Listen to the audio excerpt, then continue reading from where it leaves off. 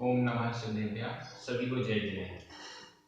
आज परम हर्ष का विषय है 12 अनुपेक्षा ग्रंथ का स्वाध्याय हम सभी ने पूर्ण किया और 4 तारीख को उसका एग्जाम भी आप सभी ने दिया।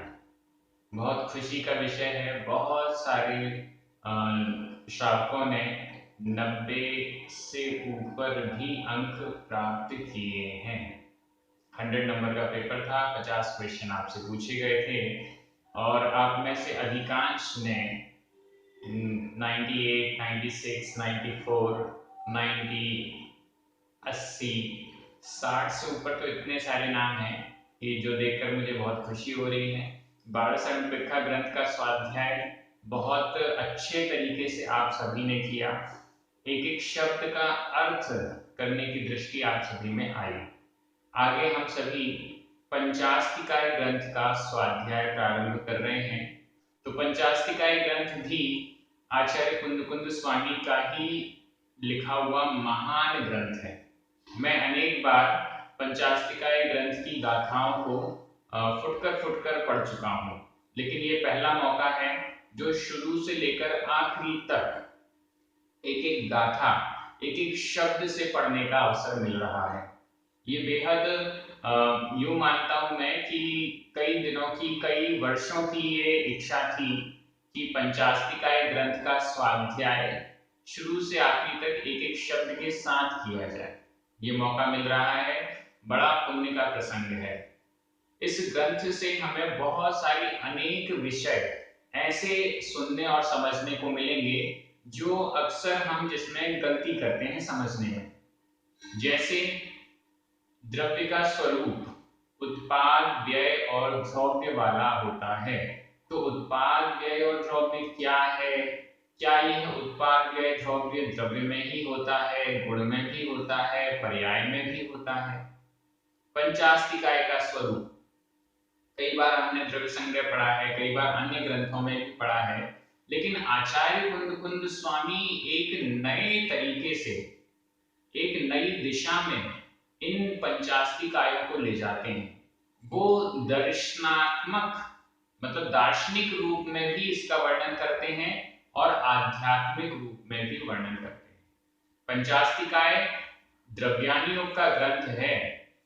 लोग कहते हैं कि ये थोड़ा सा जटिल, कठिन भी हो सकता है, लेकिन जब मैं इन गाथाओं का अभी अध्ययन कर रहा था, इसका पाठ निर्धारित कर रहा था, तब सारी गाथाओं को देखने को मिला।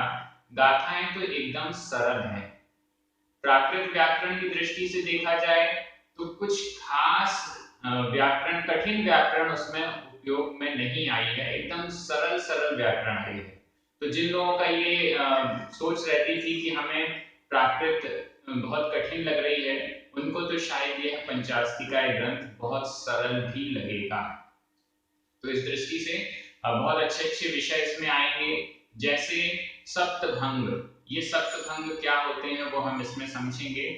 और भी विषय व्यवहार में, निश्चय में इसमें अधिक नहीं है, लेकिन फिर भी बहुत अच्छे से समझाया गया है। स्यादवाद, अनेकांत आदि सभी प्रसंग इसमें आए हुए हैं। तो इस दृष्टि से आप सभी बहुत महत्वपूर्ण ग्रंथ पढ़ने वाले हैं। मुझे बड़ी प्रसन्नता हो रही है कि जैसे ही पूज्य आचार्य विद्यासागर महाराज जी के आशीर्वाद और मुनि पुंगव सुधा सागर महाराज जी के प्रेरणा से यह स्वाध्याय चालू हुआ, अनेक हजारों श्रावक इसमें अध्ययन करने के लिए उत्सुक हो गए। इस बार फिर यह ग्रंथ जो पंचास्तिकाय है वो शुरू होने वाला है और इसमें भी हम गाथाओं का उच्चारण, एक एक शब्द का अर्थ, अगर कोई परिभाषाएं उस गाथा में आ रही हैं तो उस पर भी हम विचार करेंगे, उस पर भी चर्चा करेंगे और उस गाथा का स्पष्ट अर्थ हो जाए, इस पर ध्यान रहेगा। जो सिद्धांत उसमें आ रहे हैं उसकी व्याख्या पर भी जोर रहेगा। कुल मिला के हम देखें तो एक गाथा 10 मिनट में कितने अच्छे से हम समझ सकते हैं उसका प्रयास रहेगा। गाथा आपके सामने स्क्रीन पर रहेगी और आप जो ग्रंथ है पंचास्तिकाय वो भी अपने पास रखें, उससे भी देखते जाएं। हम दो टीकाएं उपलब्ध हैं उन पर विशेष ध्यान नहीं देंगे, लेकिन टीका के अंदर कुछ अगर विशेष वर्णन है तो उस वर्णन को भी देखने का समझने का प्रयास करेंगे। इस दृष्टि से एक बहुत महत्वपूर्ण ग्रंथ आपके सामने आ रहा है। अब मैं वापस एग्जाम पर आ जाऊं। एग्जाम बहुत अच्छा रहा। इसमें पुरस्कार जो पुण्यार्जक हैं उनके नाम भी आपके सामने डिस्प्ले हो रहे हैं। प्रथम पुरस्कार 1 पुरस्कार दिया जाना है, द्वितीय पुरस्कार के 3 पदक हैं और तृतीय पुरस्कार के 5। लेकिन हमारे सामने इन पुरस्कार में आपको राशि नहीं है। इस बार आचार्य श्री के आशीर्वाद से जो हथकरघा की इंटरनेशनल ब्रांड है श्रमदान, उस श्रमदान के उत्पाद आपको मिलेंगे। जिनको जितनी प्राइस का पुरस्कार मिलना है उतने प्राइस के श्रमदान के प्रोडक्ट्स आपको मिलेंगे। और इसके अलावा जो सांत्वना पुरस्कार है, प्रायः जो 60% से ऊपर अंक प्राप्त कर रहे हैं उन सभी को सांत्वना पुरस्कार मिलेगा। इस सांत्वना पुरस्कार में भी श्रमदान के जो प्रोडक्ट्स हैं उन पर 5% की छूट आपको दी जा रही है। श्रमदान का यह ब्रांड अपने आप में अहिंसा का परिचायक है। हम उन वस्त्रों को पहने जो वस्त्र किसी भी प्रकार से 1% भी जिसमें जीव जंतुओं का या जानवरों का एनिमल फैट ना हो। इस दृष्टि से वो जो उत्पाद बनाते हैं वो पूर्णतः अहिंसक हैं।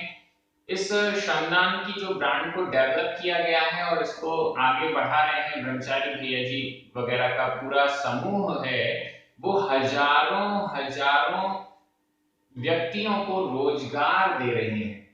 और पिछले 2-3 महीने से उन्होंने अपने रेट्स भी काफी कम कर लिए हैं, जिससे कि बहुत कम रेट पर ये उत्पाद आपको मिल सके। और इस पर भी जो सांत्वना पुरस्कार प्राप्त कर रहे हैं उन सभी को 5% का डिस्काउंट भी उन्होंने देने का मन बनाया है। तो इस दृष्टि से उन सभी श्रमदान के जो ब्रांड को डेवलप कर रहे हैं, आगे बढ़ा रहे हैं, उन सभी को बहुत बहुत धन्यवाद ब्रह्मचारी भैया जी लोगों को। और अब मैं सीधे सीधे डिक्लेयर करना चाहूंगा, हमारे सामने जो रिजल्ट है वो बेहद आश्चर्यजनक है।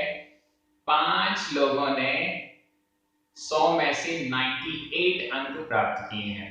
अब मैं बार बार सोच रहा हूँ 98 अंक वाले 5 लोगों में से किसको प्रथम कहूं, किसको द्वितीय कहूं। मैंने विचार किया और भी चर्चाएं कई लोगों से की, तो सबके सुझाव इस प्रकार से मिले कि किसी को भी हटाया नहीं जाए, सबको पुरस्कृत कर दिया जाए। तो इसलिए एक व्यवस्था ये बनाई गई है कि जिनके भी 98 अंक हैं उन 5 महानुभावों को प्रथम और द्वितीय पुरस्कार की जो टोटल राशि है उसके हिसाब से हल्का फुल्का डिवाइड करके 5 लोगों को प्रथम घोषित किया जाएगा। इसके बाद द्वितीय किसी को घोषित नहीं किया जाएगा। ये 5 लोग ही प्रथम और द्वितीय पुरस्कार के रूप में हो जाएंगे। वैसे 4 होने थे लेकिन ये 5 हो जाएंगे। और तृतीय पुरस्कार हमें 5 देने थे, लेकिन तृतीय पुरस्कार के लिए 96 नंबर के साथ भी 7 लोगों के नाम हैं, तो उनको भी, उन 7 को हम तृतीय पुरस्कार के रूप में पुरस्कृत करना चाह रहे हैं। उनकी जो राशि थी उसमें से थोड़ा सा डिवाइड करके उन सबको 7 लोगों को वो राशि दी जाएगी, उस राशि का प्रोडक्ट वो खरीद सकेंगे। तो इस दृष्टि से 5 तो प्रथम और द्वितीय पुरस्कार मिला के हो गए और 7 तृतीय पुरस्कार हो गए। और ये पूरा जो पुण्यार्जक है प्रथम द्वितीय और तृतीय पुरस्कार के, उन सभी के द्वारा प्रदत्त राशि से ही उनको श्रमदान के प्रोडक्ट्स मिलेंगे। और बाकी सभी जिन्होंने 60 अंक से ऊपर प्राप्त किए वो सब सांत्वना पुरस्कार प्राप्त करेंगे। इस दृष्टि से ये पूरे डिक्लेरेशन हो गया। आपको यहाँ पर आगे नाम भी दिखाई दे रहे हैं कि किनको प्रथम पुरस्कार, द्वितीय पुरस्कार दिया गया और किनको तृतीय पुरस्कार के लिए घोषित किया जा रहा है। आप सभी को जिन्होंने परीक्षा दी है सभी को सर्टिफिकेट भी दिया जाएगा। उसके लिए थोड़ा सा समय लगेगा। आपको आपके पर्सनल व्हाट्सएप पर ये सारी डिटेल्स और सारी चीजें उपलब्ध करा दी जाएंगी। आप में से बहुत सारे लोग हैं जो एग्जाम देना चाह रहे थे लेकिन अभी तक दे नहीं पाए हैं। उनके लिए भी एक शुभ सूचना है आप सभी एग्जाम दे सकते हैं। आपके लिए रजिस्ट्रेशन कराना होगा। रजिस्ट्रेशन के लिए आप मेरे नंबर व्हाट्सएप कर सकते हैं और संपर्क कर सकते हैं। रजिस्ट्रेशन कराना होगा और रजिस्ट्रेशन के बाद आपकी व्यक्तिगत परीक्षा ऑनलाइन ली जाएगी और आपको सर्टिफिकेट भी इशू किया जाएगा। इस दृष्टि से यह बालसानुपेक्षा ग्रंथ जब तक चल सकता है, आप पढ़ सकते हैं। आप अपने मित्रों को, रिश्तेदारों को, सबको कह सकते हैं कि आप पढ़िए, परीक्षा दीजिए और स्वाध्याय करें, पुण्यार्जन करें। इस दृष्टि से ये बहुत महत्वपूर्ण कार्य प्राकृत प्रशिक्षण यूट्यूब चैनल पर हो रहा है। आप सभी बहुत अच्छे से देख रहे हैं, समझ रहे हैं, स्वाध्याय कर रहे हैं। मुझे बेहद प्रसन्नता है, आप सभी को यह स्वाध्याय श्रृंखला बहुत पसंद आ रही है। सभी इससे लाभान्वित भी हो रहे हैं, एक दूसरे को बता रहे हैं कि अगर आपको ये ग्रंथ पढ़ने हैं, बहुत अच्छे से पढ़ने हैं और एक एक शब्द समझना है तो आप यहाँ पर समझ सकते हैं। इस दृष्टि से सभी को बहुत बहुत धन्यवाद। हमारे जो बालसानुपेक्षा के पुण्यार्जक हैं, उन्होंने पूरे ग्रंथ का पुण्यार्जन किया था, उनको विशेष आभार। सभी को जय जिनेंद्र।